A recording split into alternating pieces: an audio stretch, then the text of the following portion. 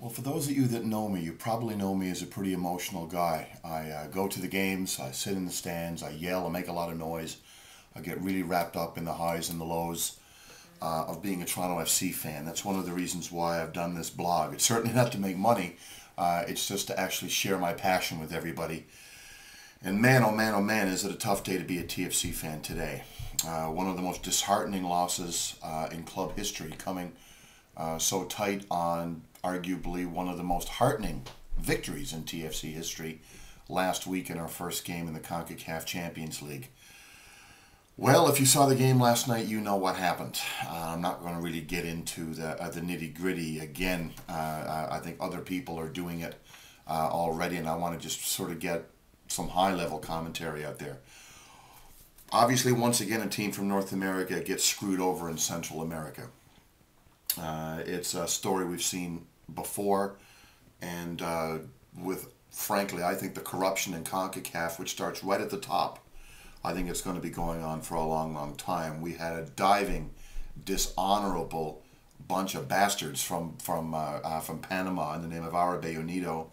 We had absolutely horrible, dare I say, corrupt officials from El Salvador calling the game last night. 2 red cards on TFC under, frankly, questionable circumstances. Almost every foul went against Toronto FC. Every time a Panamanian player was touched, they dropped and rolled on the floor, that they were shot in the head from the grassy knoll or the Texas School Book Depository. You know, it was just insane. The stretcher would come on, player would get carted off, he'd get the magic spray, get the magic sponge, get up off the stretcher and come right back on, and the referee just played right into it. It was an absolute disgrace. More than that, it was also very disheartening as well. On my television right now, I'm home sick from work today. I'm not sick because of the game, I'm just sick. Home today, I got the television on here on the side, and what's on but the UEFA Champions League. And I can tell you right now that if the display that we saw last night took place in Europe, took place there at Tottenham or Ajax or wherever the games are going to be, there would be a riot. There would be an absolute riot. There would be investigations. There would be even criminal charges laid as to the actual shenanigans that went on. And shenanigans is pretty well the cleanest language that I can use. Now, don't believe me. Don't just go by what I'm telling you based on what I'm seeing from the game last night. And I never agree with these guys. But go and take a look at what happened to the Columbus Crew last night. They had a goal taken away from them because one of their players, who was cut on a bit of a dirty play from the team from, I think it was a team from Mexico, Santos, if I'm not mistaken. One of their players had an elbow to the head. He was bleeding. So the rules are, if you've got blood on your jersey, you've got to go, you've got to change, you've got to put on a new jersey and come back on. Subsequent to that, a goal was scored, but because the replacement jersey didn't have the guy's name, it only had his number, they took away a perfectly valid goal, and Columbus lost the game, if you can believe that. And again, the gringos, so to speak, get screwed in Central America. So Jack Warner and CONCACAF and the officials and the people running this tournament have a lot to answer for, and they're not the only ones. Preki, in my estimation, has a lot to answer for as well. Arabe Unido are a beatable team. They're not very good. Diro and Mista did not start.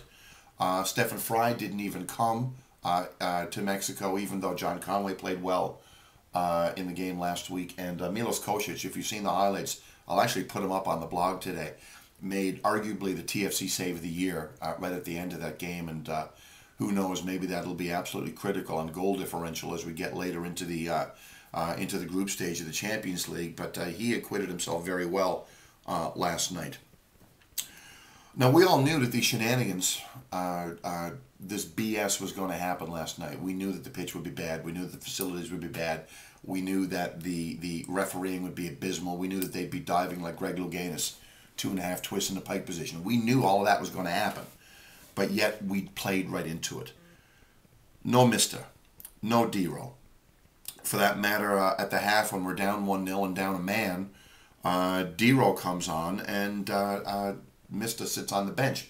We're still down a goal. The game is going on, and we sub on a defender. We bring on Dan Gargan. We bring on another midfielder. We bring on Joseph Nani later on, and I'm just like, okay, why don't you want to win the game? I just don't understand it at all. I really believe that TFC could have gotten something from this game if they would have played a stronger lineup to start the game. There were, I think, only 4 guys who played on Saturday against the Red Bulls, a huge league game that we obviously lost. Only 4 of those players, Labraka, Saric, White, and Nana Atakora, were in the starting lineup in Panama last night. So we had no Fry, we had no Gargan, we had no Can, we had no Garcia, and most importantly, we had no Mista as well. Until the last couple of minutes in that little flurry where TFC got their second red card, frankly, we didn't have a scoring chance of any substance as well. And again, that speaks to either the tactical approach or to the man management approach or to the roster approach that Preki took, which I think were wrong, and wrong. Reports this weekend past, of course, alluded to a rift between Preki and Mista. Mista was subbed off in the half versus the Red Bulls on Saturday. And again, Gareth Wheeler from The Sun was reporting that there were some words there. Again, I don't know what happened. I'm going to give everybody the benefit of the doubt. But Preki does have a reputation, and a fair reputation, of not really getting on with star players. And Mista, argue if he's a star or not, is on $1 million contract. He's here to score goals. And last night, that game screamed for a goal, especially early on. Amato Guevara, when he played for Chivas, was a great example. They didn't get on either. And where did Amato ended up? He ended up in Toronto. The minute that Preki shows up in Toronto, Amato is gone. I don't know. Read into that what you will, but he doesn't have the greatest reputation of dealing with those star players. If Preki doesn't look, in my humble opinion, at Mista as a starter or as a sub due to some man management tiff, he's got a lot to answer for. I don't think you can afford to leave that kind of quality player on the bench. After coming off arguably the best performance in club history a week ago, now fans have to swallow not only the huge setback for the MLS playoffs, but we've got to swallow what happened last night as well. Now, a couple of friends of mine on some of the message boards today said that Tim, you're flying without a net here. I don't get it. The result was decided already. The refereeing was abysmal. The fix was in. Whatever language you want to use, we could have brought Lionel Messi on at the half, and it wouldn't have made a difference. I so respectfully disagree. Arabe Unido are crap. They are an absolute crap team. They were there for the taking last night with a little bit of gumption and a little bit of effort up top, which we didn't have until the desperation set in late in the game. And, of course, we had all those red cards and fouls to deal with.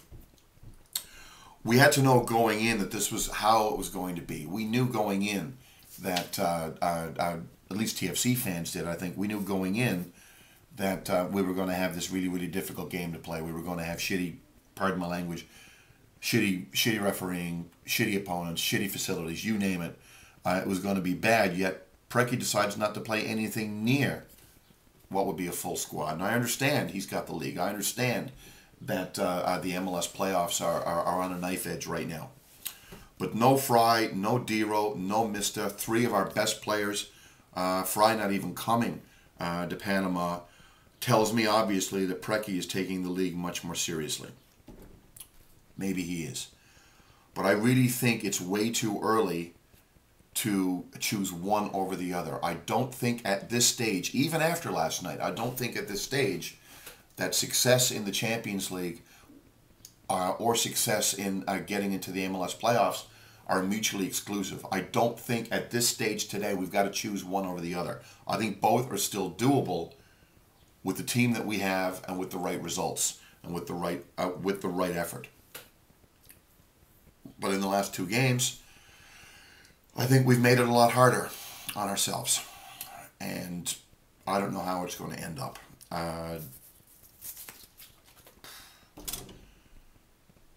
I'm speechless. I honestly don't know what to say. I feel so disheartened after what I saw last night. Disheartened from what I saw from TFC. Very disheartened from what I saw from CONCACAF. And very, very disappointed that all of this went down the way that it did.